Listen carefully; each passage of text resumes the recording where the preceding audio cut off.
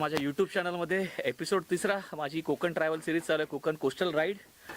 एकटा जाणार होतो, बायको पण सोनी पण आहे इथे सोबत. सो आम्ही आलो आहे मस्करवाडीमध्ये. मस्करवाडी हे गुहागरमध्ये येतं आणि मस्करवाडी म्हणजे माझी चुलत बहीण जी ममता आहे तिचा नवरा नागेशकडे आलो आहे आम्ही.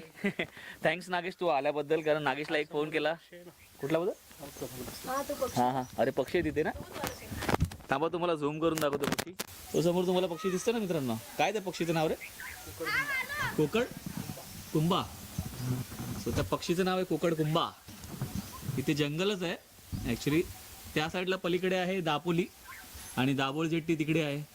तिथूनच आम्ही काल आलो. त्या साईडला दाभोळ जेट्टी आहे, पलीकडे दापोली. आणि रात्री आम्ही ह्या घरी झोपलेलो. हे घर आहे याच्या भावाचं. इथे बरीच यांची घरं आहेत. पाच एक घरं असतील सगळे यांच्या फॅमिलीची. इथून पाठवून आलो आम्ही या साईडून. धोपवे गाव ना, धोपावे गावातून आलो. जंगलामधून याने आणला रात्रीचा. एकदम हॉरिबल.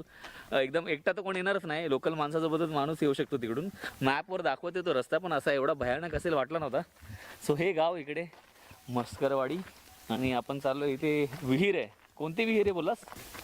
आणि ह्यांच्याच गावामध्ये पुरातन काळामधली विहीर आहे.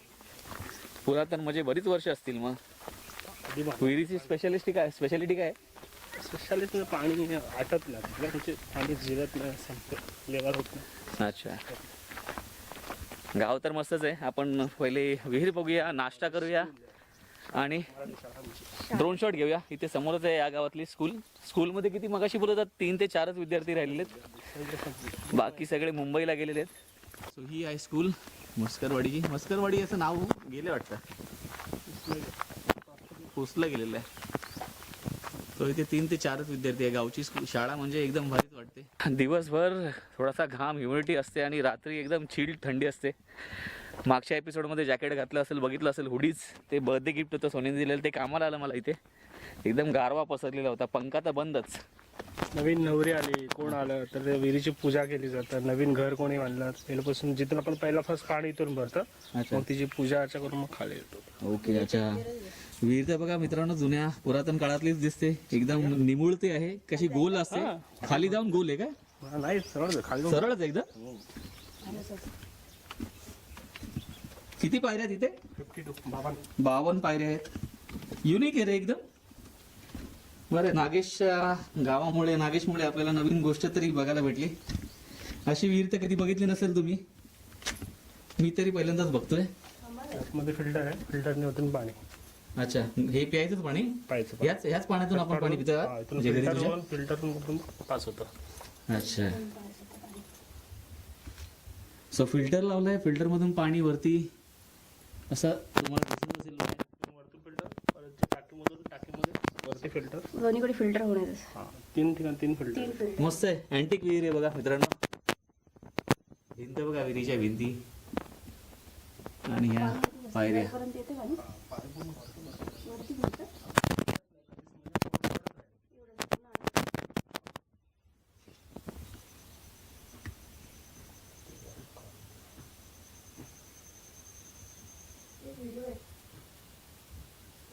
मलाच जाम लागला ऍक्च्युली खालून वरतून यायला. छान आहे विहीर, एकदम अँटिक आणि युनिक पुरातन काळातली. हो, हा काय, हा ब्रिज पण दिसतोय बघा, जुन्या काळातला ब्रिज. आणि ही नदीचं पात्र आहे. असं खाली जाऊन तिथे खाडीला समुद्राला भेटत असेल. खाली समुद्राला मिळते दापोल खाडीला.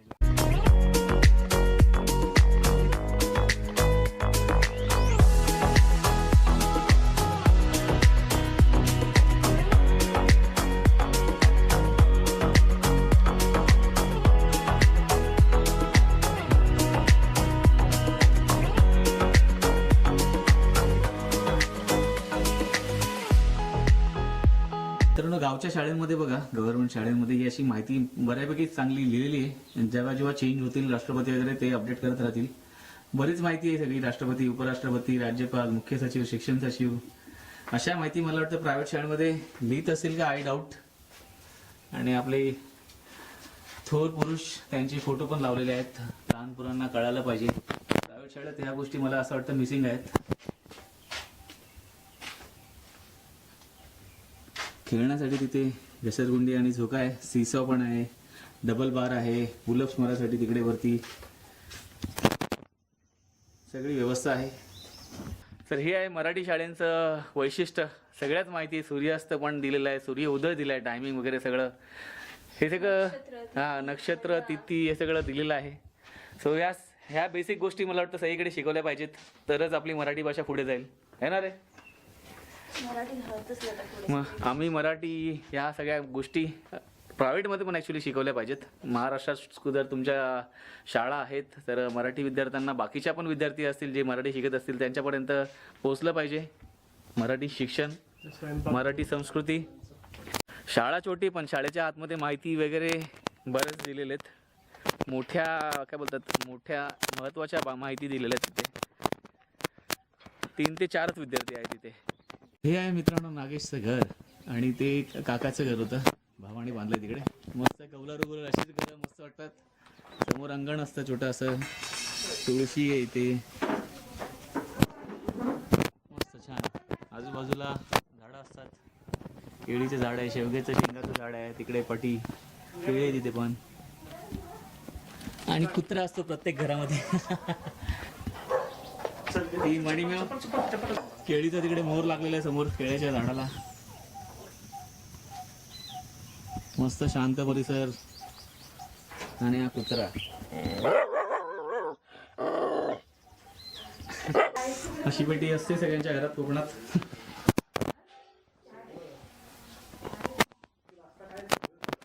मस्त का? हे आहेत नागेशचे पप्पा. तुमचं नाव? वसंत मस्कर. वसंत मस्कर. तुम्ही शेती करता आता इथे? करतात नाही करत? म्हणजे आता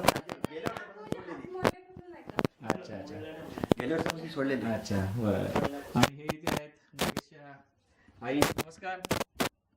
असतात गावची माणसं थोडेसे. किचन आहे छोटं आहे इथे. अशी घरच मस्त वाटतात. गावची खेडेगावातली घरं बघून आनंद होतो. आपण मुंबईच्या पोरांना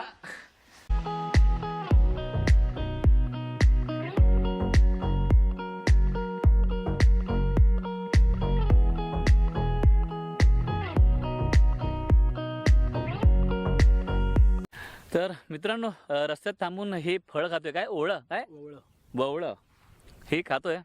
स्वीट थोडा कमी, गोड नाही ना, प्लेन प्लेन लागतंय, थोडासा बोरासारखा पण लागतंय. ते अक्रोडसारखे चव येते. हा अक्रोडासारखं थोडंसं ऑरेंज ऑरेंज. असतात ना, सो असा निसर्ग परिसर. मुलं खायला सुरुवात करतात ना. कातळ ऍक्च्युली सगळं या साईडला. इथे पण बघा कातळच दिसतंय.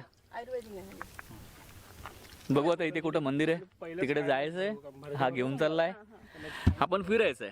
लिक्विड टाकायचं. इथून निघायचं बोलतोय 12 वाजता, पण जेवायला थांबवतात ते लोक. यांच्याकडे पहिल्यांदा आलो तर थांबा थांबा, गावची माणसं माहिती आहेत, साधी बुडी. आमच्याकडे पाहुणे आले तर कोंबडी कापली त्यांनी. सकाळी उठायला लेट झाला नाही तर ते पण दाखवलं असतं. यांच्या घरातच ते कोंबडी विकत आणत नाहीत. आणि असा मस्त परिसर. सो अजून एका विहिरीमध्ये आलं. ही घोडबाव विहीर आहे, खूप डीप आहे ही. याला किती पायऱ्या आहेत? त्याला 100च्या वरती. 100च्या वरती पायऱ्या आहेत. ही खूप डीप आहे. आणि आलोय बघा कुठून आम्ही. गवत आहेत, गवतामधून चालून चालून आलोय. सगळ्या अशा काठी वगैरे घेतल्या हातामध्ये. काट्या याने तर 2 घेतल्यात, सोनीला पण दिलेत. सो ही खाली खूप डीप आहे. इथे 100 पायऱ्या आहेत ह्याला. इथे घोडे पूर्वीच्या काळामध्ये जे घोडे स्वार असायचे ते इकडे घोड्यांना पाणी पाजायला यायचे. आणि इथे कटडा आहे त्यांना बसायला. इथेच ना चौथारा बांधलाय. घोडे पाणी पीत बसायचे आणि ते इथे आराम करत असेल, विश्राम वगैरे. आपल्या समुद्रामध्ये मिळालेला देव आहे, पुरातन काळामधला. हे पूर्ण बाजूला पहिली स्मशानभूमी होती, बाजूला पूर्ण. ते आता लोकांनी करून डेव्हलप केलंय.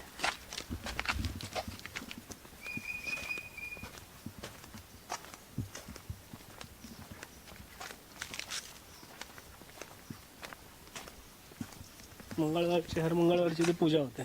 प्रत्येक मंगळ. प्रत्येक मंगळवार पप्पा करतात. देव कुठे समुद्रामध्ये भेटले होते? समुद्रामध्ये मिळालं.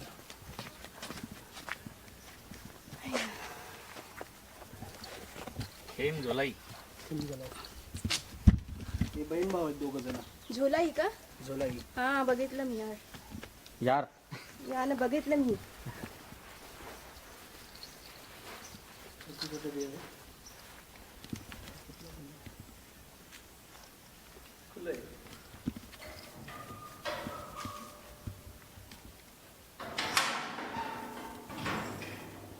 27 पासून बंद राहील. पालखी.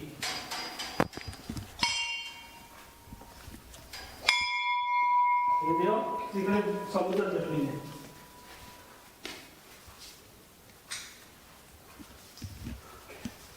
पालखी.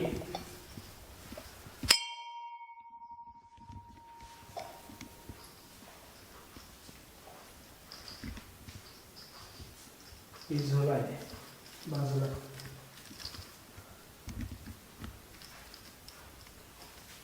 ही झोला आहे बहिणी. भाऊ ही बहीण. भाऊ बहीण. आता इथे निरंतर आल्यापासून ती माहेरी गेली. आता येणार भाऊ बहीण झोला आहे. वर्षातून एकदा येते भेटायला. अच्छा. देवाचं देव. मंदिरात कसं गार असतं ना. गार. कसं वाटलं संदेश तुला? छान वाटतंय. कोकणात काय एकदम मस्तच वाटतं. पावसात आल्यावरती अजून निसर्ग बघायला भेटेल हिरवागार. आता सध्या आपली कोस्टल राईड चालू आहे ना. परंपरा. हां, त्यामुळे आपण नागेशकडे आलो. नागेश आपल्याला बरेच ठिकाण दाखवतोय इथे. इथून आपल्याला जायचं आहे माझ्या एकूण एक मावशीकडे जायचं आहे, जी मावशी रत्नागिरीला असते. सो पटापट आवरूया, निघूया.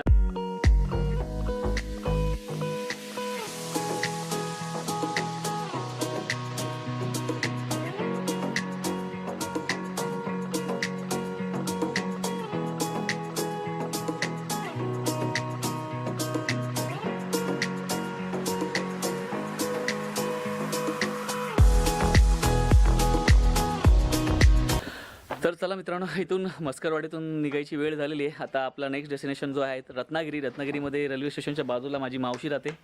सो धन्यवाद नागेश, कॉल केला आणि आल्याबद्दल. नाहीतर दुसरीकडे कुठे आपल्याला स्टे बघावं लागला असतं. आणि नवीन गाव पण आपल्याला नागेशमुळे बघायला भेटलं. धन्यवाद काका पाहुणचार केल्याबद्दल. चला धन्यवाद आई. धन्यवाद. चांगलं जेवण बनवलं.